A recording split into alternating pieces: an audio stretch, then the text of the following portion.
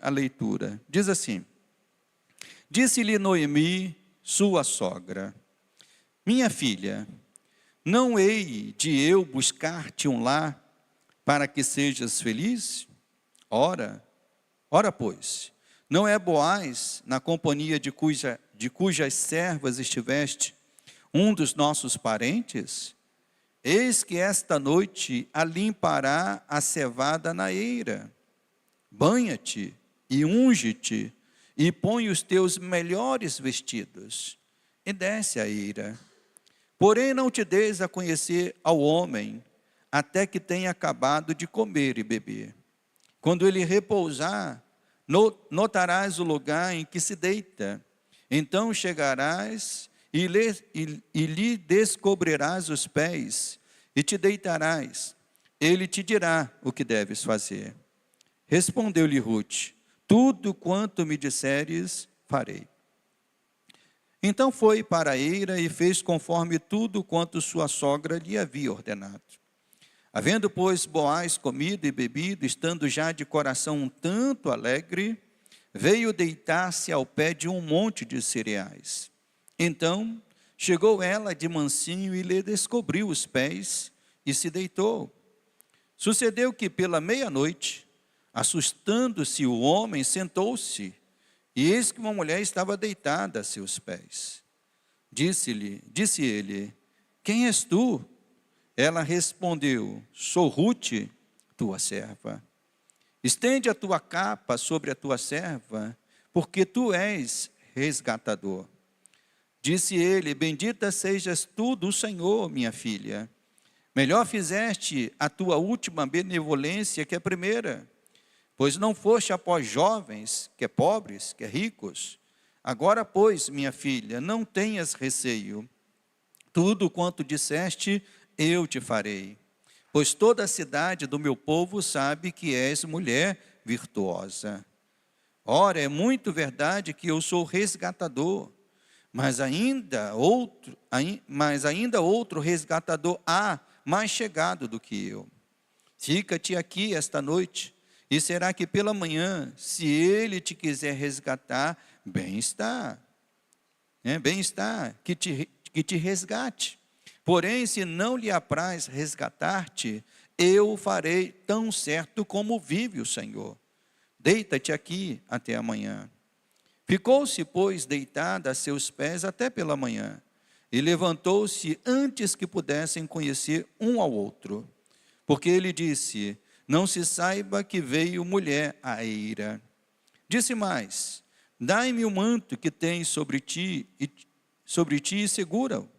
Ela o segurou, ele o encheu com 6 medidas de cevada e lhe pôs as costas. Então entrou ela na cidade.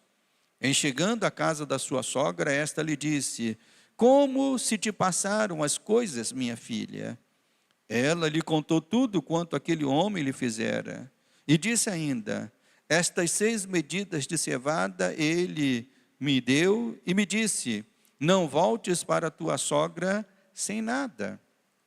Então lhe disse Noemi: espera, minha filha, até que saibas em que darão as coisas, porque aquele homem não descansará, enquanto não se resolver este caso ainda hoje. Somente até aqui, amado Deus e amado Pai, mais uma vez nos aproximamos da Tua palavra, plenos de alegria, plenos de expectativas, Senhor, sabendo que a Tua palavra é o nosso alimento, sabendo que a Tua palavra é instrução para nós. Por isso que o Teu Espírito que inspirou os autores a escrever esta palavra, também me inspire nesta manhã, Senhor, a estudar, a compartilhar, a aplicar esta palavra ao Teu povo nesta manhã, para que todos nós saiamos daqui nesta manhã renovados e edificados por meio da Tua palavra. Pai, nós Te pedimos isso, no nome santo do Senhor. Amém. Os irmãos podem assentar. Eu coloquei como subtítulo dessa palavra: uma fé ousada. E eu começo dizendo, irmãos, que ousar, confiar em Deus. Ousar confiar em sua palavra. Ousar confiar na direção que Ele coloca para as nossas vidas, né? São marcas comuns dos grandes homens e das grandes mulheres de Deus. Os grandes homens e mulheres de Deus foram aqueles que ousaram confiar em Deus. Ousaram confiar na palavra de Deus. Ousaram confiar na direção que Deus deu à vida deles. Aqueles que querem se resguardar, e há muitas pessoas que fazem isso, né? Que querem seguir a Deus se resguardando. Que querem ser servos de Deus se resguardando, mantendo o controle, né, de suas vidas, criando seus próprios pontos de apoio, né, de segurança. Essas pessoas que fazem isso nem sempre irão avançar muito nos planos e nos propósitos que Deus tem para as suas vidas. E eu vejo, ao longo da minha caminhada cristã, eu já vi muitas pessoas assim, boas pessoas, bons homens, boas mulheres, mas que queriam se resguardar, que queriam criar o controle de suas próprias vidas, como que dizendo, olha, Deus é o Senhor da minha vida, mas Ele é o Senhor naquilo que eu permito Ele ser o Senhor. Se resguardando, criando pontos de controle. Essas pessoas, elas não vão avançar muito. Porque aqueles que querem realmente servir a Deus precisam confiar na sua palavra, confiar em Deus, confiar na sua palavra e confiar na direção que Deus lhes dá. E quando nós vemos isso na palavra, vemos o exemplo de muitos homens e mulheres. Abraão, por exemplo, precisou sair do meio da sua parentela. Era um homem que estava bem estabilizado em Ur dos caldeus, tinha todos os seus negócios ali estabelecidos, mas quando Deus foi até ele, disse, Abraão, sai da tua terra, sai da tua parentela e vai para uma terra que eu te mostrarei. Abraão ousou confiar em Deus, ousou confiar na direção que Deus estava dando a ele e foi para uma terra estrangeira. Vemos o exemplo de Moisés, que precisou ir diante do todo-poderoso faraó, no seu contexto, né, de poder político. Deus chamou Moisés e disse, vá até esse homem e diga que eu quero que você liberte o meu povo, para que o meu povo preste culto a mim.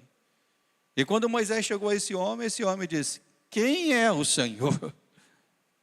Quem é esse tal de Deus para que eu faça isso? Moisés precisou confiar, enfrentar Faraó, pois Deus dirigiu ele a isso. Josué precisou confiar também que os gritos e as marchas seriam suficientes para derrubar as muralhas de Jericó. Então nós vemos homens e mulheres que ousaram confiar em Deus. E no texto que temos à nossa frente, no livro que nós estamos estudando, nós vemos duas mulheres, né, que estão avançando na sua confiança, na sua dependência e na sua esperança em Deus. Chegamos ao capítulo 3, mas só recapitulando. No capítulo 1, vemos duas mulheres que saíram de Moabe, uma terra estranha, né? Uma terra que nós podemos dizer que era uma terra de fome e desamparo. O que representou Moabe na vida de Ruth e na vida de Noemi? Representou isso, uma terra de desamparo e de fome. E elas saíram dessa terra e foram para a terra de Judá, né? Foram para Belém, sem muitas certezas do que poderia acontecer. Elas não tinham muitas certezas de que se a vida delas seria melhor em Belém. A única certeza que elas tinham é, crendo que o Senhor poderia socorrê-las com pão e provisão. Então o capítulo 1 é marcado por isso. Elas estão indo em direção a Deus. Elas estão indo em direção àquilo que Deus pode fazer na vida delas. No capítulo 2, aprendemos que elas viram então o agir e o favor de Deus por meio da vida de Boaz, que demonstrou grande bondade. Então aquelas mulheres ficaram admiradas, não simplesmente com Boaz, mas ficaram admiradas com o Deus que agiu por meio de Boaz, sendo favoráveis a ela, dando provisão a elas. E isso então enche o coração dessas duas mulheres de alegria, de esperança. Então chegamos ao capítulo 3, e nós podemos dizer que é o ponto alto do livro de Ruth. É o ponto mais alto, né? Quando nós estudamos uma narração bíblica, para pregar em cima de uma narração bíblica, nós sempre procuramos o ponto alto do texto, ou o ponto alto do livro. E no livro de Ruth, o ponto alto é o capítulo 3. Era o momento em que elas precisavam ousar. Era o momento em que elas precisavam dar um passo mais ousado, um passo de maior confiança, né? De crer que Deus iria mudar a história delas de uma forma surpreendente. Aquelas mulheres saíram e como Noemi fala, né? Olha, meu nome pode até trocar para Mara, porque eu sou uma mulher amargurada, uma mulher triste, né? Ela saiu desse jeito de Belém. Mas com o passar do tempo, o coração dela começa a mudar. Deus está sendo bom, Deus está ouvindo as nossas orações. E agora chega no ponto de que ela, especialmente Noemi, confia de que Deus pode até dar um marido para Ruth. Elas precisavam então dar um passo ousado de confiança em Deus. Mas antes de entrarmos no texto, deixa eu fazer aqui uma observação. Precisamos fazer alguns alertas aos irmãos, né, e irmãs, que podem ler a história de Ruth por meio de uma lente cultural errada. E isso é algo que nós que estudamos a palavra, sejamos pregadores ou simplesmente um leitor da Bíblia, precisa ter sempre muito cuidado. Nós não podemos ler o texto bíblico, especialmente um texto como esse de Ruth, por uma lente cultural errada. E nós temos um desafio ao estudar um texto que está a 3.000 anos de distância de nós. A história de Ruth é uma história que está a quase 3.000 anos de distância de nós. Então imagine o quanto de questões culturais estão envolvidas nisto, né? E escrevendo sobre esse desafio, o teólogo John Stott, ele considerou que nós precisamos estar conscientes de dois problemas que envolvem a leitura dos textos sagrados das Escrituras, especialmente textos bem antigos, né? Porque toda a Bíblia, para nós, é um texto antigo. O texto mais novo da Bíblia, vamos botar assim, é Apocalipse, que foi um dos últimos a serem escritos, né? Está também a 2.000 anos de distância de nós, né? E John Stott, ele faz a seguinte observação, né, de dois problemas que envolvem a leitura dos textos sagrados. E o primeiro problema ele chama de o nosso aprisionamento cultural. E o segundo problema ele chama de o condicionamento cultural dos autores bíblicos. E o que significa isso, pastor? O nosso aprisionamento cultural é esse.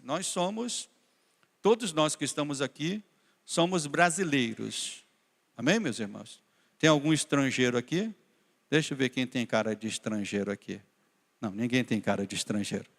Somos todos brasileiros. E por sermos brasileiros, vivemos no Ocidente, nós temos uma herança cultural que nos faz, né, mesmo a gente sem perceber, mesmo sem a gente querer, nos faz, de certa maneira, pensar, falar, agir de certo modo.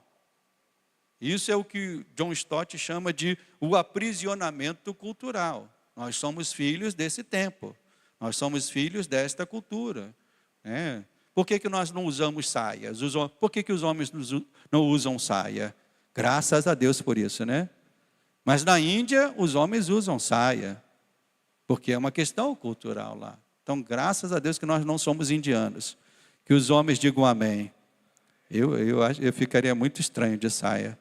Graças a Deus que eu sou brasileiro, né? Então isso é o nosso aprisionamento cultural. E John Stott chama o segundo problema de condicionamento cultural dos autores bíblicos. O que significa isso? Que os autores bíblicos também eram seres culturais. Quem escreveu os textos bíblicos eram pessoas que viviam numa determinada região, viveram num determinado tempo e também tinham o seu condicionamento cultural. Eles eram seres culturais, viveram em outro Ocidente, viveram no Oriente Médio, muitos anos atrás, e pensavam, falavam e agiam, de acordo com a cultura que dominavam a vida deles. Por isso, mediante isso, escreveram textos que nós usamos hoje, falando de seus costumes e costumes que podem ser diferentes. Na verdade, bem diferentes. Na verdade, até estranhos para nós, se nós não entendermos o contexto cultural do tempo. Amém, meus irmãos? Amém, igreja? Por isso que é importante, todo mundo que lê a Bíblia, especialmente os irmãos que estão aí lendo agora na jornada bíblica, entender isso. Nós somos seres culturais. Tanto quem está lendo a Bíblia, como quem escreveu a Bíblia. Por isso que devemos tomar muito cuidado ao ler um texto como esse, que nós vamos estudar agora pela manhã. Porque se nós lermos de maneira apressada, e sem esse contexto, nós iríamos condenar Noemi e Ruth como mulheres atrevidas e oferecidas. É isso?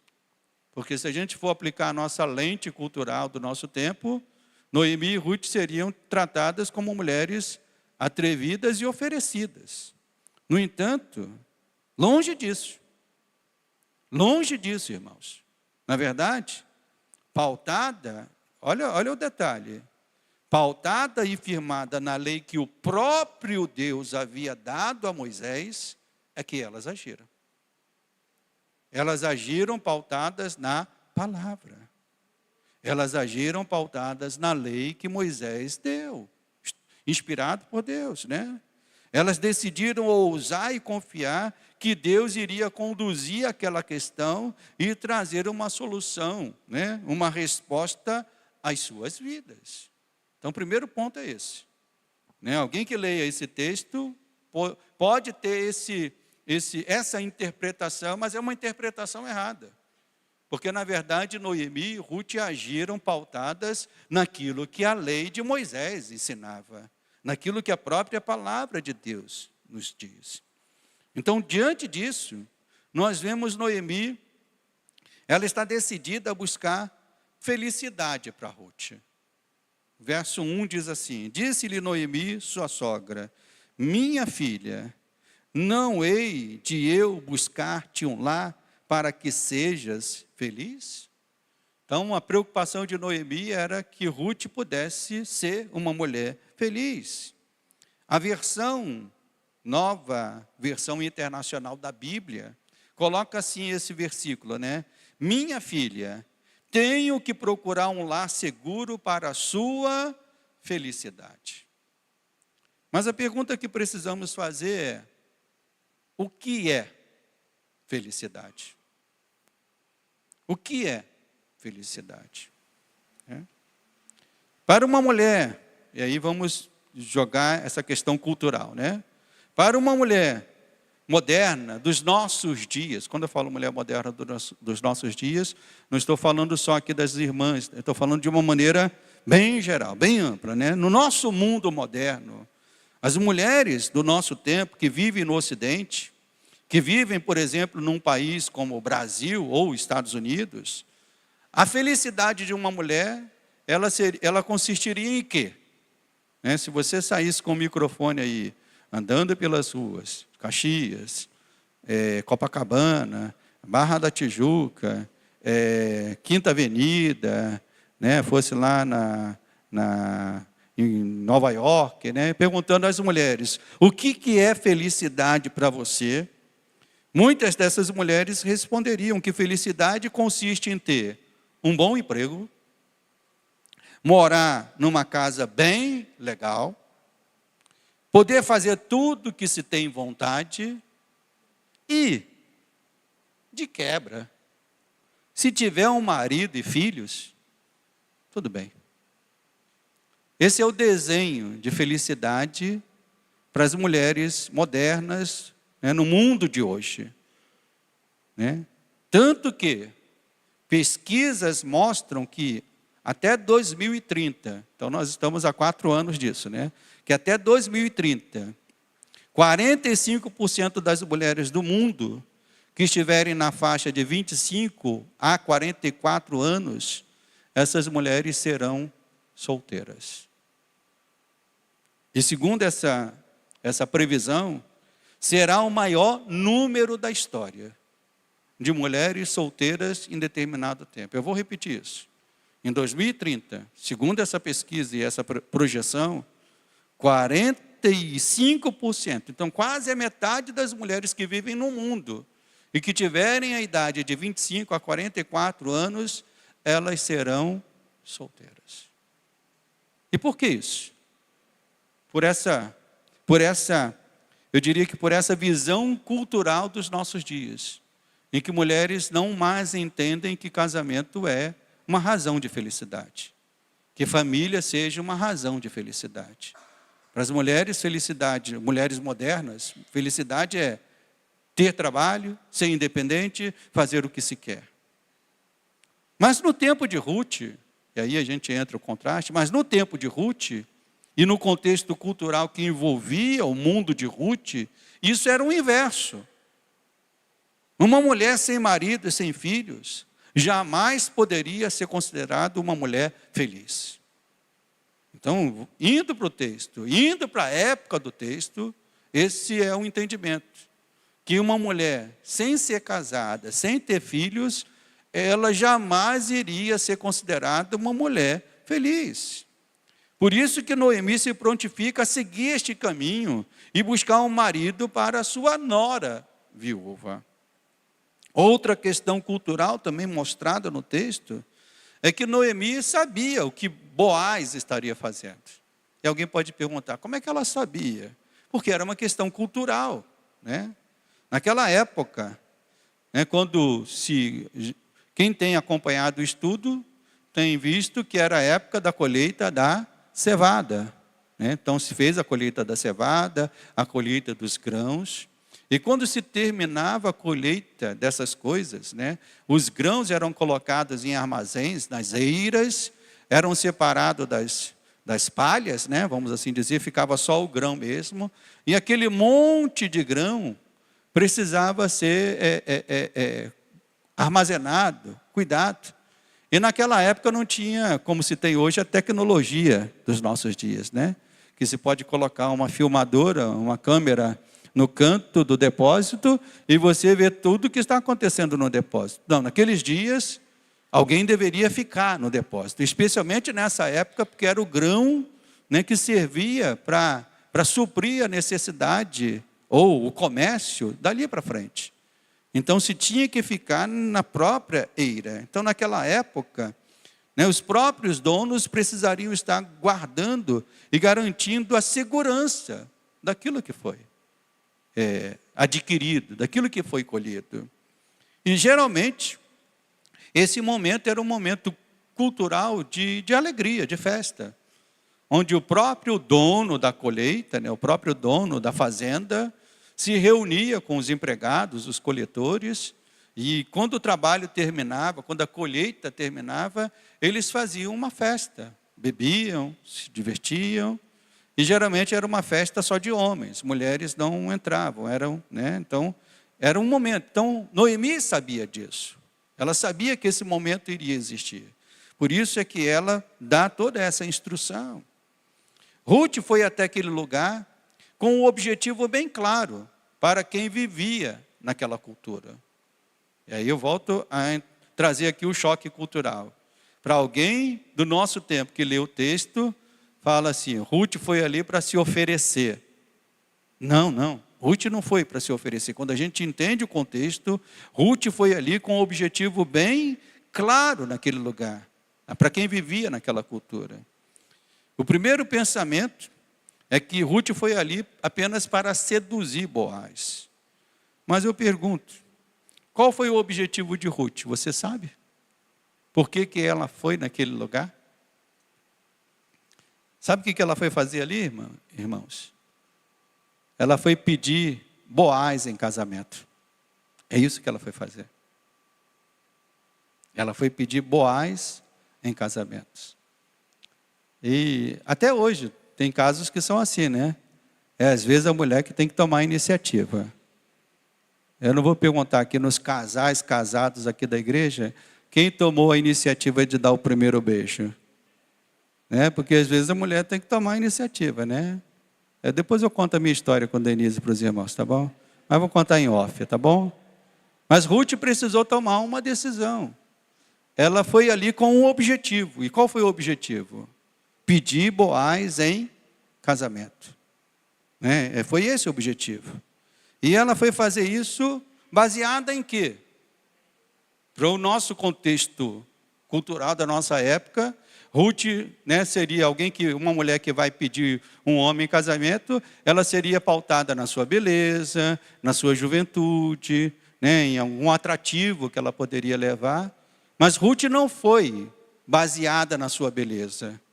Ruth foi ali amparada pela lei de Deus, pela palavra de Deus, porque a própria palavra de Deus já ensinava isso. Então ela estava numa condição que Boaz deveria pedir ela em casamento. A própria lei instruía isso. No comentário histórico-cultural do Antigo Testamento, os autores consideram até mesmo a possibilidade que Ruth possa ter ido lá vestida com roupas de noiva. Isso é uma possibilidade. Então, e o fato que nós vemos aqui no texto é que Boaz entendeu isso perfeitamente. Não foi? Nós, com a nossa cultura, diria, Ruth foi ali se oferecer. Mas Boaz, com a sua cultura, não entendeu isso. Ele entendeu perfeitamente, né? Ele entendeu o recado. Como se dizia num programa de humor, né? Captei a sua mensagem. Boaz disse isso para Ruth. Captei a sua mensagem. Boaz entendeu direitinho e não tomou por mal o que Ruth fez. Pelo contrário, vamos ver aqui no texto, né? Diz que quando ele notou ela, diz aqui no verso 10,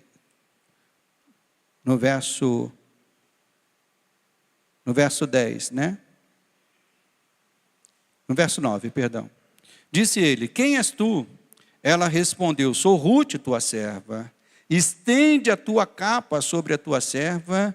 E ela disse, porque tu és o quê? O que ela disse? Tu és um resgatador. Disse ele, bendita seja tu do Senhor, minha filha. Melhor fizeste a tua última benevolência que a primeira, pois não foste após jovens, que é pobres, que é rico. E ele diz, agora, pois, minha filha, não tenhas receio. Tudo quanto disseste, eu te farei. Pois toda a cidade do meu povo sabe que és mulher virtuosa. Ora, é muito verdade que eu sou resgatador, mas ainda outro resgatador há mais chegado do que eu. Então nós vemos no texto que Boaz compreendeu. Boaz e Ruth, meus irmãos, não foi o primeiro caso de casamento dado nesta situação. O casamento de Boaz com Ruth se dá sob o que se chama na lei de Moisés de a lei do levirato. E eu já expliquei essa lei no domingo passado, né? Que quando isso tinha uma finalidade, preservar o clã familiar. Quando uma mulher dentro de uma família, o marido dela morria, era obrigação de um parente mais chegado daquele marido casar-se com a viúva para gerar filhos, para que o clã familiar pudesse ser preservado. Era a lei do levirato. Então o que Ruth foi fazer ali foi reivindicar que a lei se cumprisse na vida dela. Mas só que ela não foi o primeiro caso. Para quem já está lendo a Bíblia, eu não sei, na leitura da jornada bíblica, vocês estão em que capítulo de Gênesis? Já passaram o Gênesis? Terminaram? Tá. Então, quem está na jornada de leitura bíblica já leu Gênesis 38, que fala da história de Judá e Tamar. Quem se lembra da história de Judá e Tamar, né? Tamar era uma mulher que casou com um dos filhos de Judá, o primogênito, né? E esse morreu. E o irmão que era casado com Tamar, o irmão foi cumprir a lei do levirato. Mas o texto é até um texto estranho culturalmente para nós, né? Porque fala que esse homem era um homem perverso, era um homem mau. Ele não cumpriu a lei como deveria cumprir. Ele tinha relações com Tamar, mas no momento de completar a relação, ele fazia um ato que foi um ato hediondo, um ato horrível. E a Bíblia diz que o próprio Deus também tirou a vida dele. E Tamar, que tinha casado com o primeiro filho de Judá, ficou viúva, casou com o segundo filho de Judá, ficou viúva, e Judá, que tinha um filho mais novo, ficou com medo. Falou assim, essa mulher está matando meus filhos. Que nada que eu vou dar o terceiro filho para ela. E ele começou a enganar ela, enganar. Porque o menino ainda era novo. Ele disse, quando ele fizer a idade suficiente, eu vou deixar que ele case com você, para cumprir a lei do levirato. E o texto diz que o menino cresceu, se tornou homem, e ele não cumpriu a sua palavra. E diz o texto que o próprio Judá ficou sem mulher. E indo para uma cidade lá, ele foi se envolver, foi procurar uma prostituta, só que Tamar, diz o texto, que ela própria, para cumprir a lei do levirato, para ter os filhos, ela foi e se vestiu de uma prostituta e se colocou no lugar para que o próprio sogro se envolvesse com ela e gerasse filhos. Isso aconteceu, né? Ela gerou um filho, e quando o sogro soube que ela gerou um filho, o que diz o texto bíblico? Que ele ficou furioso. Olha só, ele não queria cumprir a lei do levirato, deixou ela numa situação terrível, e quando ela aparece grávida, ele diz, essa mulher tem que morrer, traga ela aqui para ela ser queimada. Só que ela usou de um recurso, né, que pegou o cajado dele e disse, eu estou grávida desse homem que é o dono desse cajado. E o próprio texto bíblico diz que Judá disse que ela foi mais prudente do que ele. E sabe o que é mais maravilhoso? Tanto da história de Judá e Tamar, como da história de Ruth e Boaz. Sabe o que é mais maravilhoso? É que esses dois casais aparecem na genealogia de Jesus. Eu não entendo isso. Esse Deus que é maravilhoso. Esse Deus que é tremendo. Então, é interessante que ambos os casos aparecem na genealogia de Jesus. E o que isso mostra, pastor? Quando nós lemos esses textos, e isso que nos choca, mexe conosco, o que isso nos mostra? Isso nos mostra, meus irmãos, que Deus é aquele que controla a história. Nada da história sai fora do poder de Deus. Ele está controlando a história. Ele tem tudo sob o seu controle. E foi justamente nisso que Noemi, confiando em Deus, cria que Boaz iria aceitar. Por isso que ela ousou confiar em Deus. Aqui no verso 4, diz assim, quando ele repousar, notarás o lugar que ele se deita, então chegarás e lhe descobrirás os pés e deitarás. E diz, e ele te dirá o que deves fazer. Noemi estava confiante de que aquele plano iria dar certo. E a partir do verso 6, nós vemos o plano entrando em execução. Muitas coisas poderiam dar errado.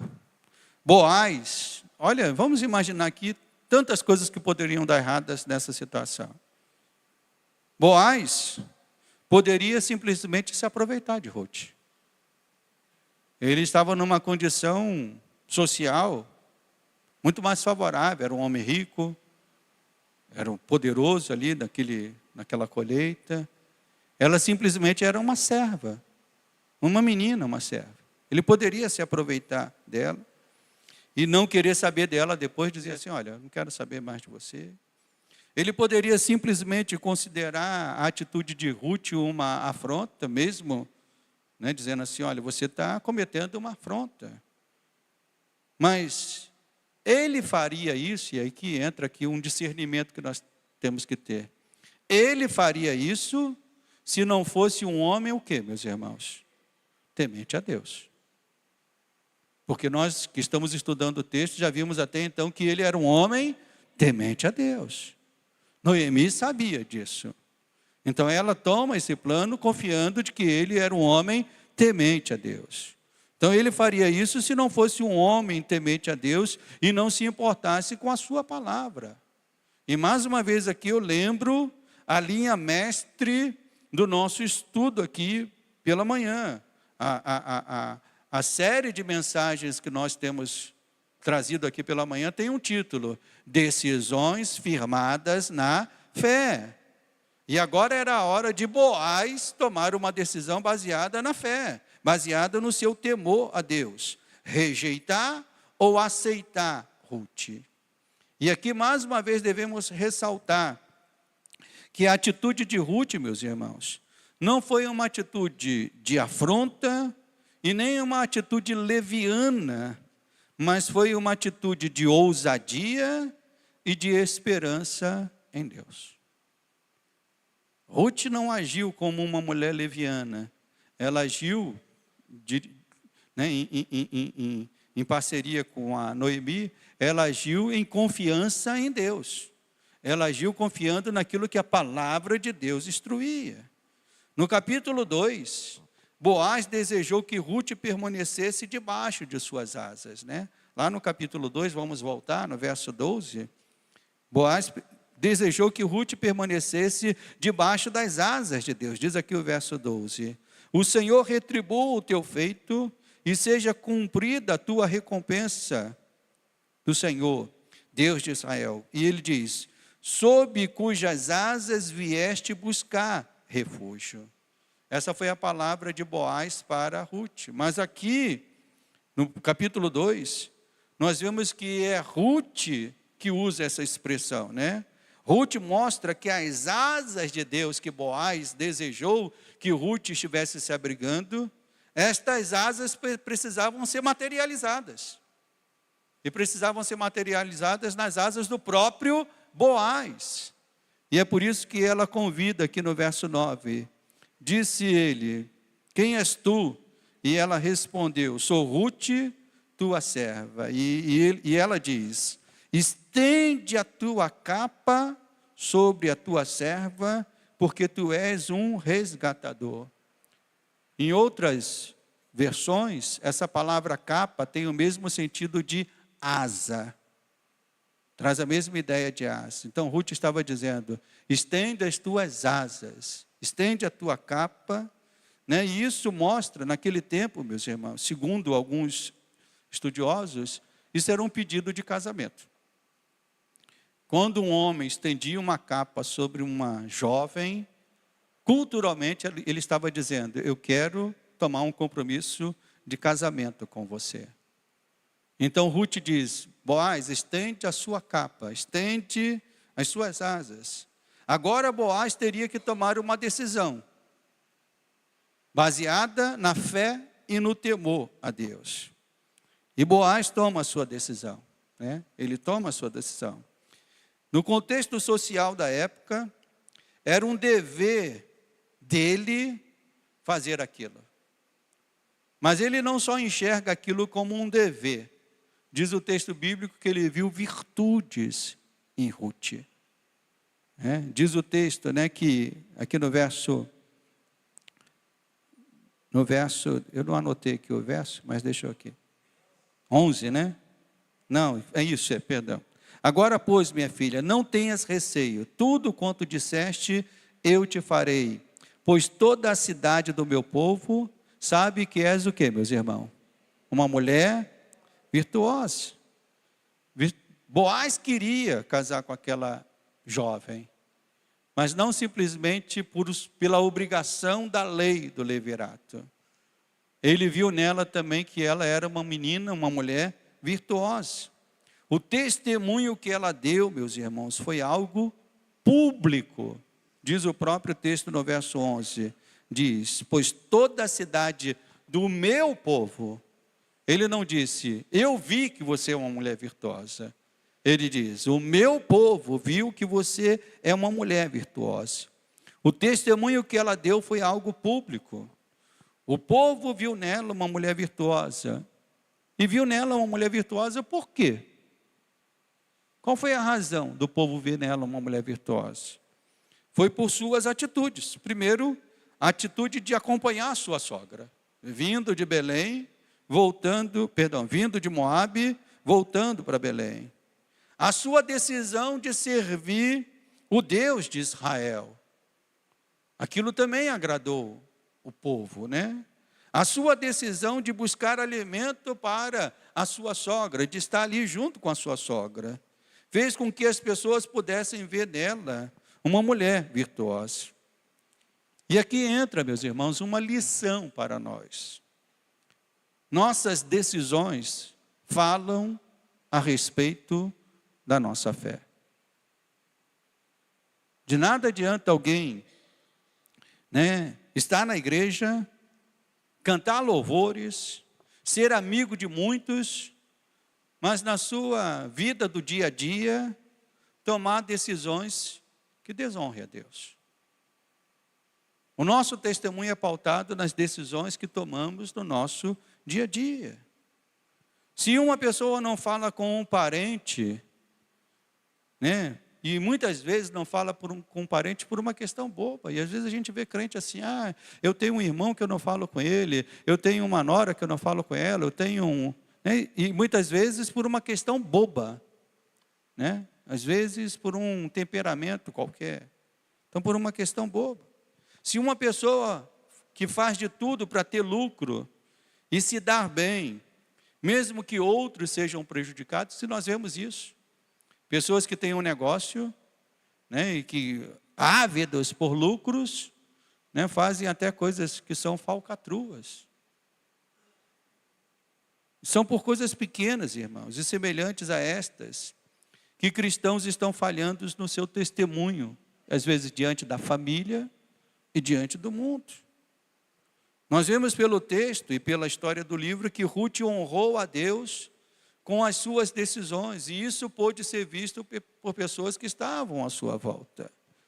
E é isso que nós precisamos resgatar no nosso tempo. O nosso testemunho é baseado nas decisões que nós tomamos. Decisões dentro da nossa casa, decisões dentro do nosso trabalho, decisões dentro do tempo em que nós vivemos. E diante disso, Boaz aceitou o pedido de Ruth. Ruth foi lá dizendo, Boaz, eu quero me casar com você. E sabe qual foi a resposta de Boaz para Ruth? Qual foi a resposta, meus irmãos? Eu aceito. Mas ele disse, eu aceito, só que tem um problema. Tem um outro resgatador, mais próximo do que eu. Ou seja, Boaz não estava na vez, ele não era o resgatador principal. E obviamente que isso tinha todo um critério para isso. Segundo alguns estudiosos, Boaz já era um homem até avançado de idade. Então era bem provável que um outro resgatador poderia ser um homem mais novo, mais viril, que pudesse, Então, Boaz não era o resgatador principal. Então se cria aqui um obstáculo, um outro resgatador. Então entra um suspense na história. E eu pergunto, será que aquele plano iria dar errado, meus irmãos? Será que a fé ousada de Ruth não iria ter a consequência necessária? Um outro parente mais próximo de Elimeleque e seus filhos, será que ele iria querer Ruth como sua esposa e deixar Boaz, como se diz a expressão, no vácuo? E a resposta que eu dou aos irmãos é, veremos isso nas cenas dos próximos capítulos. Na verdade, no capítulo 4. A resposta disso está no capítulo 4, Então a gente vai ver isso na próxima mensagem, Isso veremos no próximo capítulo. Mas o que fica claro aqui, e é isso que eu quero destacar aos irmãos, o que fica claro aqui é que Boaz não fala isso para se esquivar de Ruth. É como que Boaz estivesse dizendo, olha, tem uma outra pessoa, Ruth. E como que dizendo assim, ó, e até quero que ele assuma, porque eu quero fugir dessa. Não, Boaz não fala isso querendo se esquivar de Ruth. Mas, mais uma vez, vamos entender o contexto cultural. Boaz fala isso por temor a Deus e pela obediência à sua palavra.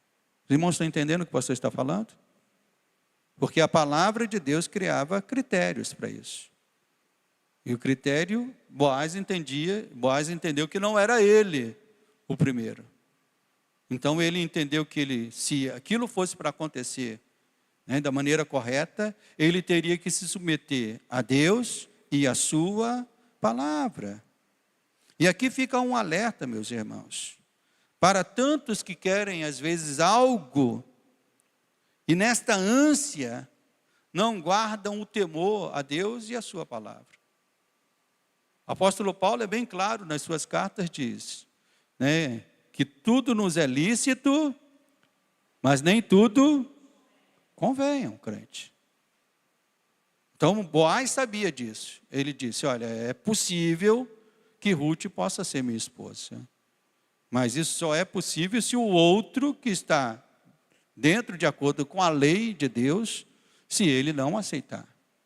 Eu quero Ruth como minha esposa, mas eu não vou passar por cima da lei de Deus, da palavra de Deus. E isso fica como um alerta para os nossos dias.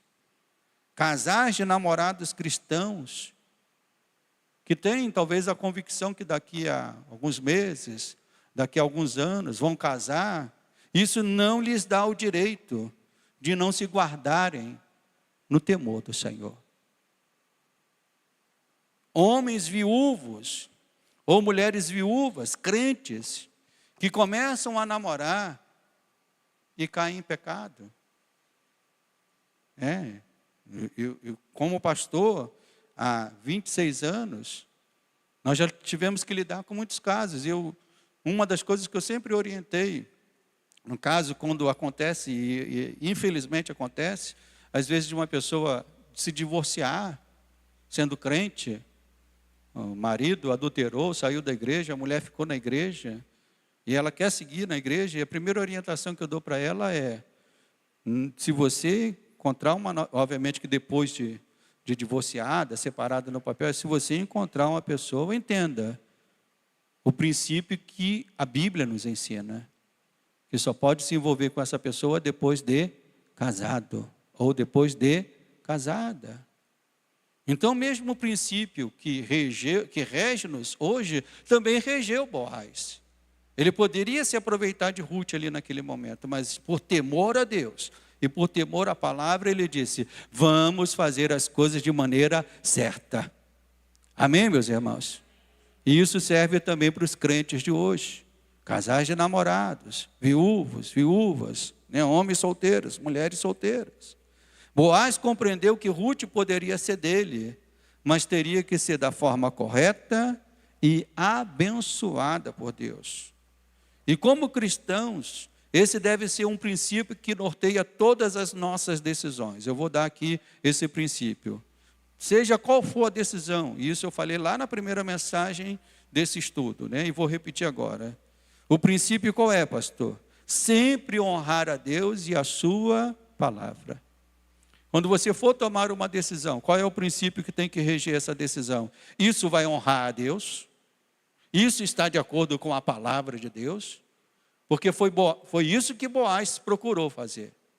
Ele disse, Ruth pode ser minha esposa, mas qual é a maneira que ela vai ser minha esposa em que isso vai estar de acordo com a palavra de Deus? Se o outro resgatador não a quiser tomar como esposa. E essa parte do texto, meus irmãos, termina com Boaz mostrando mais uma vez a preocupação com Ruth, com a sua integridade, de que ela não fosse descoberta, né? Porque se Ruth fosse descoberta mais uma vez voltando, naquele contexto cultural, mulheres geralmente não estariam ali. Se Ruth fosse descoberta ali naquele momento, isso poderia atentar contra ela e até mesmo contra o processo do novo resgatador. Imagine que o novo resgatador, sabendo que Ruth esteve ali, né, ela poderia ser denunciada, e naquele tempo, isso terminaria de que maneira, meus irmãos? Terminaria de que maneira? Terminaria provavelmente com a morte da própria Ruth. Então Boaz se preocupa com a integridade física dela e também, mais uma vez, supre as necessidades de Ruth. E como aconteceu no fim do capítulo 2, o capítulo 3 termina com Ruth voltando para casa, né? Versos 17 e 18. Né? E ela volta para casa e a sogra, verso 16, perdão. E chegando à casa de sua sogra, esta lhe disse: como te passaram as coisas, minha filha? Né? Ela faz essa pergunta. Noemi queria saber, o plano deu certo? E a resposta de Ruth fez o coração de Noemi se encher de esperança, né? E de uma confiança, de uma firme confiança em Deus. E no verso 18 ela diz: então lhe disse Noemi, o que Noemi disse, meus irmãos? Espera, minha filha, até que saibas em que darão as coisas, porque aquele homem não descansará. E ela fala isso porque sabia que Boaz era um homem temente a Deus. Aquele homem não descansará enquanto não se resolver este caso ainda hoje. Boaz era um homem temente a Deus. A sua promessa era levada a sério, né? E Noemi sabia que Deus estava no controle. Agora o que cabia a Noemi e Ruth era o quê, meus irmãos? Esperar. Confiar e esperar. E aqui também entra um problema para muitos filhos e filhas de Deus, que não sabem esperar e descansar nas fiéis promessas do Senhor. Uma grande e ousada decisão de fé, meus irmãos, muitas vezes é uma decisão de esperar. Às vezes a pessoa diz assim: eu quero tomar uma decisão de fé. E muitas vezes uma decisão de fé ousada é saber esperar. É saber confiar. É saber esperar o tempo de Deus. Abraão esperou a promessa do filho por muitos anos. Caleb esperou a promessa da terra prometida por muitos anos. Davi esperou o tempo de assumir o trono de Israel também por muitos anos. Ruth tinha que esperar pela resposta que Boaz traria. E ela foi para sua casa e disse: Deus vai resolver isso. Ontem, nós tivemos aqui o retorno da consagração das mulheres. E foi muito bom ver todas as irmãs. E foi muito bom reencontrar uma irmã lá da igreja do Lote 15, que veio com uma outra irmã que está aqui, que foi a nossa irmã Beth, né? Veio participar da consagração ontem, né? E o nome dela é irmã Sônia. Conversando com essa irmã, foi membro da igreja do Lote 15 por muitos anos, caminhou conosco lá por muitos anos, né? E conversando com ela ontem, rapidamente, nós nos lembramos do tempo em que ela orou e chorou, esperando o retorno do seu marido para os caminhos do Senhor. E conversando com ela, né, eu lembrando disso, de quantas vezes ela foi para a igreja, orando pelo marido, pedindo o retorno, que ele pudesse voltar. E hoje esse marido está com ela na igreja, não do Lote 15, em outra igreja, está com ela na igreja, está servindo ao Senhor, está envolvido na obra de Deus. E o que isso mostra, meus irmãos? É que essa mulher soube esperar em Deus, soube confiar em Deus, soube, né, confiar no milagre de Deus.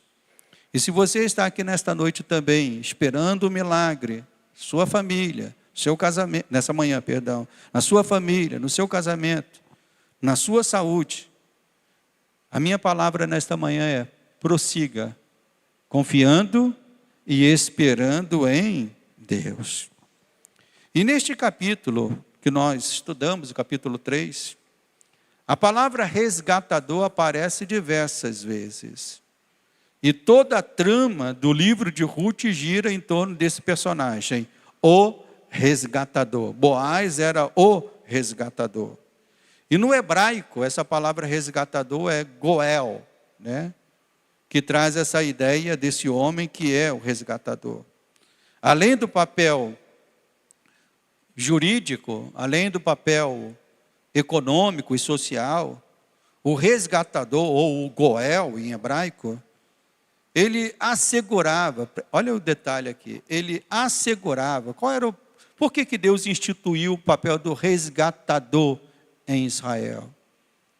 Porque o resgatador era uma forma de assegurar que as bênçãos de Deus, eu digo bênçãos voltadas, mais uma vez, lá aquilo que eu falei no início da palavra, uma mulher sem marido e sem filhos, ele era uma mulher o quê? Feliz ou infeliz? No contexto cultural de Ruth, infeliz. Então o resgatador era uma figura, né, que assegurava as bênçãos familiares para as pessoas da aliança de Deus. Deus instituiu essa figura do resgatador com essa finalidade de que as suas bênçãos para a família e para o povo da sua aliança fossem bênçãos permanentes, bênçãos que chegassem a todos. Ampliando isso, a figura do resgatador, nós temos uma clara demonstração daquilo que Deus queria fazer ao seu povo, aos seus filhos, por meio de um outro resgatador. Esse resgatador perfeito. E eu pergunto aos irmãos, quem é esse resgatador perfeito? Aquele que na sua primeira vinda, resgatou os eleitos de Deus da miséria do pecado. Mas na sua segunda vinda, diz a palavra que Ele nos resgatará para estarmos para sempre com Ele. Então, quando Boaz sai de perto de Ruth, mas com a promessa dizendo, eu vou voltar, eu vou, né, se tudo der certo, eu vou te tomar como a minha esposa. Boaz faz essa promessa. E nós vemos que essa promessa, ela é repetida em Cristo Jesus. Só que Jesus não diz, se tudo der certo. Ele diz, já está consumado. Eu vou voltar, né, para resgatar o meu povo. E nós vamos fazer parte, meus irmãos, da família de Deus. E vamos desfrutar de uma herança, de uma terra, porque também esse era o papel do resgatador. Era restituir uma terra para aquela família. Então Cristo, como resgatador, Ele também nos dá uma terra, uma nova terra. Na verdade, uma nova Jerusalém, a terra que desce dos céus. Amém, meus irmãos? E eu pergunto, você tem confiança que Cristo voltará? Quem tem confiança que o resgatador voltará? Ruth foi para a casa de Noemi, confiando que Boaz iria voltar.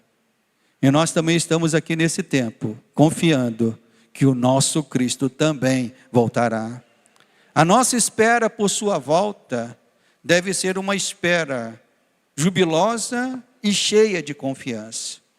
Noemi e Ruth ousaram confiar e esperar em Deus. E que cada um de nós, meus irmãos, mediante tudo aquilo que ouvimos nesta manhã, possamos renovar também as nossas forças, renovar também as nossas esperanças. Porque o profeta Isaías, ele escreveu o seguinte, que aqueles que esperam no Senhor, o que acontece com aqueles que esperam no Senhor?